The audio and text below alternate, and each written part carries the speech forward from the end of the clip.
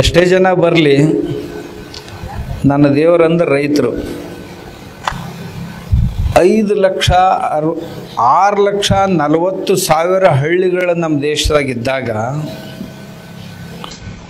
ಹೆಂಡ್ತಿ ಬಂದ್ಲು, ಆಕಿನ ಯಾವಾಗೂ ಕರ್ಕೊಂಡು ಹೋಗಲಿಲ್ಲ. ಅವ ಬೆಂಗಳೂರಿಗೆ ನಾನು ಹೋಗಿ ಬಂದು ಮಾಡ್ತೀನಿ, ಅಲ್ಲೇನು ವ್ಯವಸ್ಥೆ ಇಲ್ಲ ಅಂದ. ಅಷ್ಟೊತ್ತಿಗೆ ಹೆಂಡ್ತಿ ಗರ್ಭಿಣಿ ಆದ್ಲು. ಏನಾರ ಸಾಯ್ದು ಬಂತಂದ್ರೆ ವಿಷ ಸಹಿತ ಮಾರ್ಕೆಟ್ನಿಂದನ ತರ್ಬೇಕ್ರಿ, ಅದು ಸಿಗುದಿಲ್ಲ ಊರಾಗ. ಆಗಲೇ ಭಾಳ ಹೇಳಕತ್ತಿದ್ರಿ ಏನೇನೇನೇನು, ಅದನ್ನ ಹೇಳಕತ್ತಣ ನಾನು ನೋಡ್ಕೊಂಡೆ. ನನಗೆ ಹೇಳ್ತಾರೋ ಮತ್ತು ಯಾರು ಮಗಲ್ ಕುಂತವ್ರದ್ದು ಹೇಳಕತ್ತಾರೋ ಅಂತ ನನಗೆ ಅನ್ಸಾಕತ್ತಿ. ಅಂದ್ರೆ ಅವ್ರು ಹೇಳಿದು ಎಲ್ಲ ನನ್ನೊಳಗೆ ಅದಾವೋ ಏನು ಇವ್ರ ಮುಂದಿನ ಅಳವಡಿಸ್ಕೊಳ್ಳಿ ಅಂತ ಹೇಳಕತ್ತಾರೋ ಅಂತ ನನಗೆ ಅನ್ಸಾಕೈತಿ. ಗುರುಗಳು ಅವ್ರದ್ದು ದೊಡ್ಡ ಮನಸ್ಸು, ಮತ್ತೊಬ್ಬರನ್ನ ದೊಡ್ಡವ್ರು ಅನ್ಬೇಕಾದ್ರೆ ಮನಸ್ಸು ಭಾಳ ದೊಡ್ಡದು ಬೇಕಾಕೈತಿ. ಇರ್ಲಿಕ್ಕಂದ್ರೆ ನಾವು ಸ್ವಾಮಿಗಳು ಅದೀವಲ್ಲ, ಮತ್ತೊಬ್ಬನ ಹೆಂಗೆ ಸಣ್ಣವನು ಮಾಡ್ಬೇಕು ಇದ್ರಾಗ ಯಾವಾಗಲೂ ತತ್ಪರರಾಗಿರ್ತೀವಿ ನಾವು. ಎಲ್ಲ ಪೂಜ್ಯರು ದೊಡ್ಡ ಹೃದಯದವರು ಅದಾರ ಇಲ್ಲಿ. ಅವರೆಲ್ಲರ ಪ್ರೀತಿ, ಅವ್ರ ದರ್ಶನಕ್ಕೆ ನಾನು ಕರ್ಕೊಂಡು ಬಂತು ಅಂತ ನಾನು ಭಾವಿಸಿದ್ದೀನಿ. ಅದರ ಜೊತೆಗೆ ಎಷ್ಟೇ ಜನ ಬರಲಿ, ನನ್ನ ದೇವರಂದ್ರೆ ರೈತರು.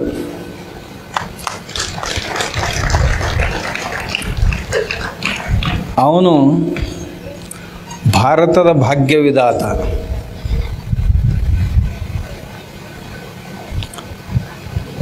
ನಮ್ಮ ರಾಷ್ಟ್ರಗೀತೆಯೊಳಗೆ ಯಾರನ್ನೋ ಭಾಗ್ಯವಿದಾತ ಅಂತ ಕರೆದಾರ.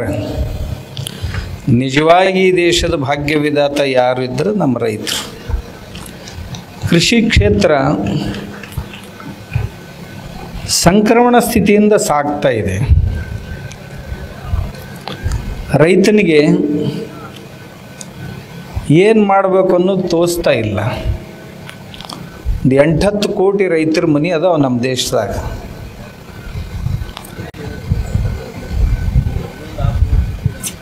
ಒಂದು ಮನೆಗೆ 4-5 ಮಂದಿನ ಹಿಡಿದ್ರು ಸಹಿತ ಒಂದು 50-60 ಕೋಟಿ ಮಂದಿ ಈ ಕೃಷಿಯನ್ನು ಅವಲಂಬಿಸ್ಯಾರ. ಒಂದು ವಿಷಾದದ ಸಂಗತಿ ಏನು ಅಂದ್ರೆ 6,40,000 ಹಳ್ಳಿಗಳು ನಮ್ಮ ದೇಶದಾಗಿದ್ದಾಗ ಗ್ರಾಮೀಣ ಭಾಗದಲ್ಲಿ ಇರುವಂಥ ಯುವಕರ ಸಂಖ್ಯೆ ಮಾತ್ರ ಕೇವಲ 42%. ಈಗಾಗಲೇ 58% ಯುವಕರು ಊರು ಬಿಟ್ಟು ಹೋಗಿಬಿಟ್ಟಾರೆ. ಶಹರದಲ್ಲಿರುವಂಥ ಯುವಕರು 58%, ಗ್ರಾಮೀಣ ಭಾಗದಲ್ಲಿರುವಂಥ ಯುವಕರು 42%. ಅವರು ಇಚ್ಛೆ ಪಟ್ಟದಾರಂತಲ್ಲ, ಅವಕಾಶಕರು ಅವರು ಜಾಗ ಬಿಡೋರು ಅದಾರ. ಅವ್ರೇನು ಭಾಳ ಪ್ರೀತಿಯಿಂದ ಊರಾಗ ಅದಾರಂತಿಲ್ಲ. ಅವ್ರು ಇರ್ಬೇಕಂದ್ರೂ ಅವ್ರ ಮನೆಯವರು ಅವ್ರನ್ನ ಇಟ್ಕೊಳಕ್ಕೆ ತಯಾರಿಲ್ಲ. ನಾನು ನಿನ್ನೆ ರಾತ್ರಿ ಮತ್ತೊಂದು ಊರನ್ನ ರೈತರ ಜೊತೆ ಚರ್ಚೆ ಮಾಡ್ತಿದ್ದೆ. ಅವ್ರು ಹೇಳಿದರು, ಊರಾಗ ಇರಾಕ ಅಡ್ಡಿ ಇಲ್ರಿ, ಲಗ್ನನ ಆಗೋದಿಲ್ಲ ಊರಾಗಿದ್ರ ಅಂತ, ಹುಡುಗರು ಮದುವೆ ಆಗೋದಿಲ್ಲ ಅಂತ. ಏನು ಮಾಡ್ಬೇಕ್ರಿ? ಅವ್ರೊಂದೆರಡು ಉದಾಹರಣೆ ಹೇಳಿದರು. ನಮ್ಮ ಊರಾಗ ಒಂದು ಹುಡುಗ ಐತ್ರಿ, 6 ಎಕರೆ ತೋಟ ನೀರಾವರಿ, ದಿನ 10-12 ಆಳ ಹೊಲ್ದ ತೋಟದಾಗ ಕೆಲಸಕ್ಕಿರ್ತಾವೆ. ಅವ ಬೆಂಗಳೂರಿಗೆ ಹೋಗ್ಯಾನ, ಅಲ್ಲಿ ವಾಚ್ಮನ್ ಆಗ್ಯಾನ, ಡಿಗ್ರಿ ಕಂಪ್ಲೀಟ್ ಮಾಡ್ಯಾನ, ವಾಚ್ಮನ್ ಆಗಿ ಕೆಲಸ ಮಾಡ್ತಾನೆ ಹುಡುಗ. ಊರಾಗ ಕೇಳೋಣ ಬೆಂಗಳೂರಾಗ ಅದೀನಂತ ಇಟ್ಟ ಹೇಳ್ತಾನವ. ಏನು ಮಾಡ್ತೀನಿ ಅಂತ ಹೇಳಂಗಿಲ್ಲ. ಬೆಂಗಳೂರಾಗ ಹೋಗ್ಯಾನ ಅಂದ ಕೂಡಲೇ ವರ್ಷದಾಗ ಲಗ್ನ ಆತವನು. ಲಗ್ನ ಆಗಿಂದ ಹೆಂಡ್ತಿ ಬಂದ್ಲು, ಆಕಿನ ಯಾವಾಗೂ ಕರ್ಕೊಂಡು ಹೋಗಲಿಲ್ಲ. ಅವ ಬೆಂಗಳೂರಿಗೆ ನಾನು ಹೋಗಿ ಬಂದು ಮಾಡ್ತೀನಿ, ಅಲ್ಲೇನು ವ್ಯವಸ್ಥೆ ಇಲ್ಲ ಅಂದ. ಅಷ್ಟೊತ್ತಿಗೆ ಹೆಂಡ್ತಿ ಗರ್ಭಿಣಿ ಆದ್ಲು. ಒಂದು ಮಗುವಿಗೆ ಜನ್ಮ ಕೊಟ್ಟು ಕೂಡಲೇ ನೌಕರಿ ಬಿಟ್ಟು ಊರಿಗೆ ಬಂದ. ಹೇಳ್ದ, ನಾ ಅಲ್ಲಿ ವಾಚ್ಮನ್ ಆಗಿದ್ದೆ, ನೀನು ಕರ್ಕೊಂಡು ಹೋಗೋ ಸ್ಥಿತಿಯಾಗಿದ್ದಿದ್ದಿಲ್ಲ, ಮತ್ತು ನಾ ಹಿಂಗದೀನಂದ್ರೆ ನೀನು ಇರ್ತಿದ್ದಿಲ್ಲ. ಈಗ ಮಗುನ ಆಗೈತೆ ಅಂದಾಗ ನೀ ಬಿಟ್ಟು ಹೋಗೋದಿಲ್ಲ ಅನ್ನೋದು ಖಾತ್ರಿ ಆಗೈತೆ ನನಗೆ, ಅದಕ್ಕೆ ನಾ ಬಿಟ್ಟು ಬಂದೀನಿ ಅಂದ. ಅತ್ಯಂತ ಶೋಕಾಂತಿಕೆ ಇದು ನಮ್ಮ ರೈತರಿಗೆ.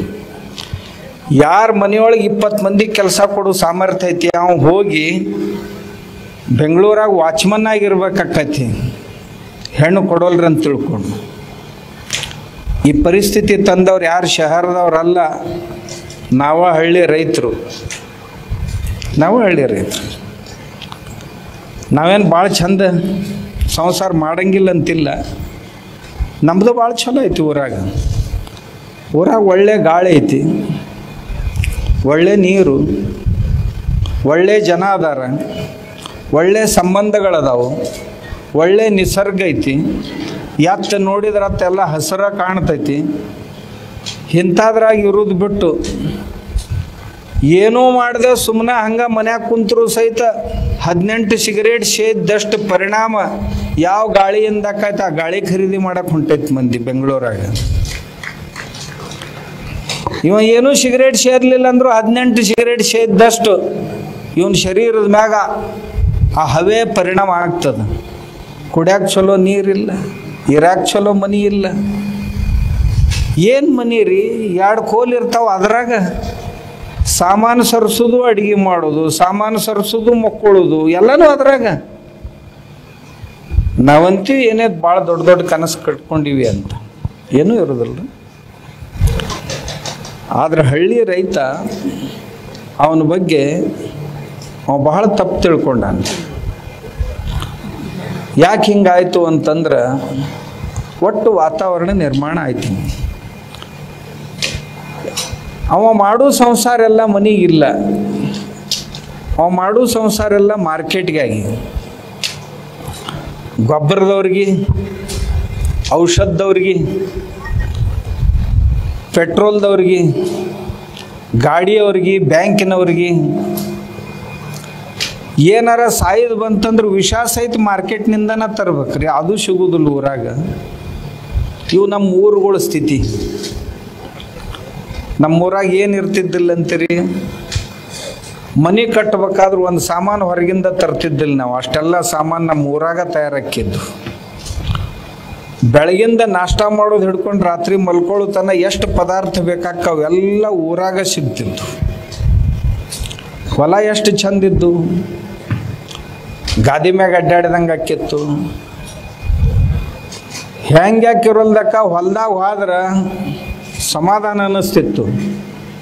ಈಗ ಹೊಲ್ದಾಗ ಹೋದ್ರೆ ಸಮಾಧಾನನ ಅನ್ಸೋಲ್ದು ರೈತಗೆ.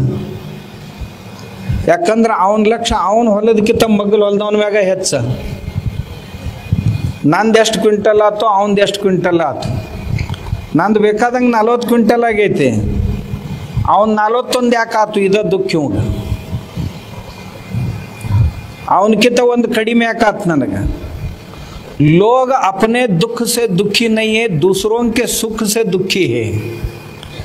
ಜನ ತಮ್ಮ ದುಃಖದಿಂದ ದುಃಖಿ ಆಗಿಲ್ಲ, ಮತ್ತೊಬ್ಬರ ಸುಖದಿಂದ ಇವರಿಗೆ ದುಃಖ ಹೆಚ್ಚಾಗಕತ್ತೈತೆ. ಈ ಮಾನಸಿಕತೆಯನ್ನು ನಮ್ಮ ರೈತರು ಎಂದೂ ತಾಳಿದ್ದಿಲ್ಲ. ಹಿಂದೂ ದೇವ್ರು ಯಾರಿಗೆ ಏನು ಕೊಡ್ಬೇಕು ಕೊಟ್ಟಾನ ಸಾಕು ಹೋಗಂತಿದ್ದ, ಕೊಟ್ಟದ್ದು ರಗಡಾತ್ ನನ್ನ ಮನೆಗಂತಿದ್ದ. ಇದ್ರಾಗ ನಾ ಎಲ್ಲರನ್ನೂ ಸಾಕ್ತೀನಿ ಅಂತಿದ್ದ, ತನ್ನ ಪರಿವಾರ ಸಾಕ್ತಿದ್ದ, ಹೆಂಡ್ರ ಮಕ್ಕಳನ್ನ ಕಾಪಾಡ್ತಿದ್ದ, ದನಗಳನ್ನ ಮನ್ಯಾಗ ಸಾಕ್ತಿದ್ದ. ದನಗಳು ಅದ್ರ ಕೂಡ ಪಶು ಪಕ್ಷಿ ಕೀಟ ಪತಂಗಗಳನ್ನು ಸಾಕ್ತಿದ್ದ. ಅಂಥ ಸಾಮರ್ಥ್ಯದ ಮನುಷ್ಯ ಎಷ್ಟು ಕೊಟ್ಟರು ಸಹಿತ ಸಾಕನ್ನಲಾರ್ದಷ್ಟು ಒಬ್ಬ ದೊಡ್ಡ ಭಿಕಾರಿಯಂತೆ ವರ್ತಿಸೋದನ್ನು ನೋಡಿದ್ರೆ ಆಶ್ಚರ್ಯ ಅನ್ನಿಸ್ತ. ತಾವು ವಿಚಾರ ಮಾಡ್ರಿ, 50 ವರ್ಷದ ಹಿಂದೆ 12 ತಿಂಗಳು ಯಾವ ಹಣ್ಣು ತಿಂತಿದ್ದಿಲ್ಲ ನಾವು.